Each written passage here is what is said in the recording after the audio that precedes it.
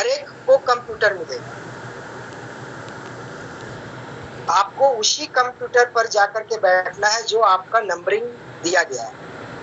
हर एक कंप्यूटर पर नंबर लिखा हुआ रहेगा। उसके बाद आपको क्वेश्चन मिलेंगे जो कि हम विंडो और वर्ड से क्वेश्चन वाइज आंसर लिखाया है। ये आपको क्वेश्चंस मिलेंगे, आंसर नहीं मिलेगा, क्वेश्चन मिलेंगे। अब उस क्वेश्चंस का आंसर कॉपी पर मिलेगा लिखने के लिए, यानी क्वेश्चन के बाद कॉपी मिलेगा लिखने के लिए। तो उस कॉपी पर आपको स्टेप बाय स्टेप जैसे हमने लिखाया है उसको लिखना है।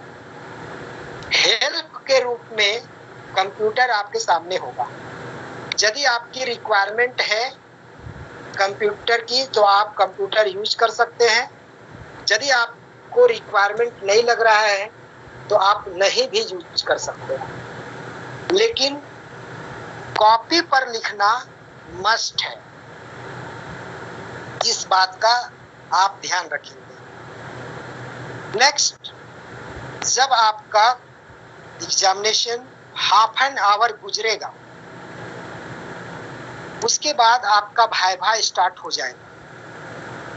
इंडिविजुअल हर एक के पास सर आएंगे, एक्सटर्नल आएंगे और वो आपसे क्वेश्चन करेंगे। बहुत छोटा छोटा क्वेश्चन करेंगे, ज्यादा आपको डरने की जरूरत नहीं है। जैसे सिंपल सा पूछ देंगे कि यदि हम कोई फाइल डिलीट करते हैं तो वो फाइल कहाँ जाता है, तो आपका आंसर होगा रिसाइकिल बिन। ठीक है।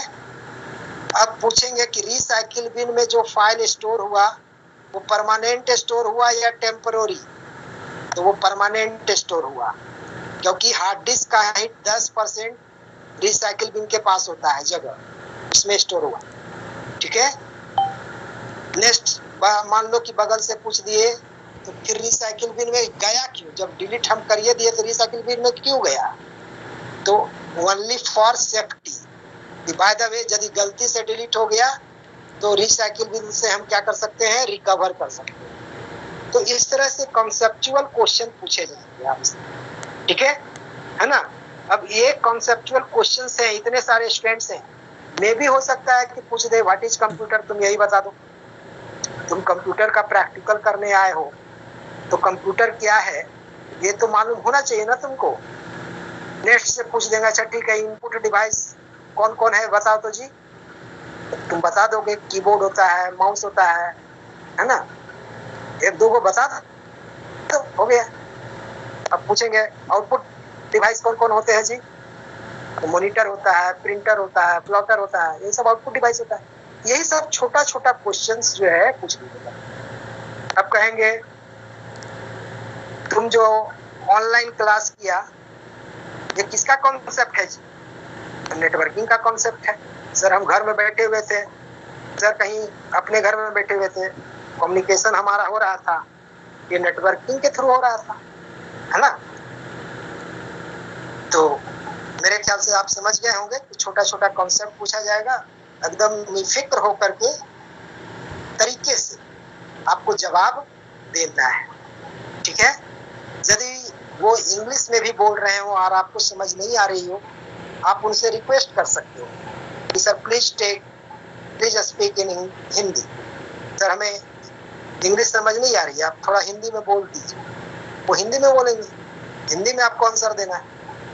इसलिए ज्यादा आपको टेंशन लेने की जरूरत नहीं। दूसरी बात ये कि बाय द वे सपोज कीजिए कि आपको इंग्लिश लिखने में प्रॉब्लम हो रही है, तो जो चीज हमने आपको समझाया, जो चीज आपने समझा, जिस चीज को आपने इंग्लिश में लिखा, आप उसको हिंदी में भी लिख सकते हैं या मिक्स करके भी लिख सकते हैं, कोई प्रॉब्लम नहीं है।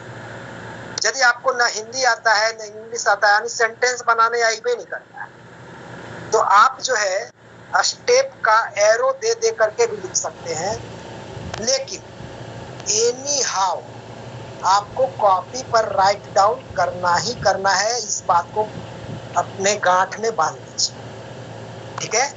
ऐसा नहीं कि प्रैक्टिकल का एग्जामिनेशन देने जा रहे हैं तो सिर्फ कंप्यूटर पर किए और हो गया। मान लीजिए कि आपने कंप्यूटर पर सारा काम कर दिया और कॉपी पर कुछ भी नहीं लिखा, आप हो जाएंगे फेल, आपको मार्क्स मिलेगा 0। लेकिन यदि आपने कॉपी पर लिख दिया, कंप्यूटर पर नहीं किया, तो कोई बात नहीं। इसलिए कॉपी और पेन मस्ट है, क्वेश्चन और आंसर देना मस्ट है, ये आप ध्यान रखिए। इसलिए हमने हर एक क्वेश्चन का आंसर स्टेप बाय स्टेप लिखवाया है। अब आती है बात कि हम सुन नहीं पाए, कुछ क्लास मेरा छूट गया, कुछ देर हो गया,